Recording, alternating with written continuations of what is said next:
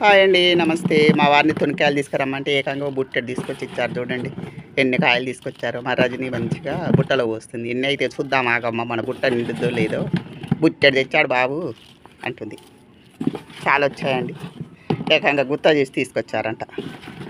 కొన్ని తీసుకురండి అంటే మొత్తం బుట్ట నిండా తీసుకొచ్చారు.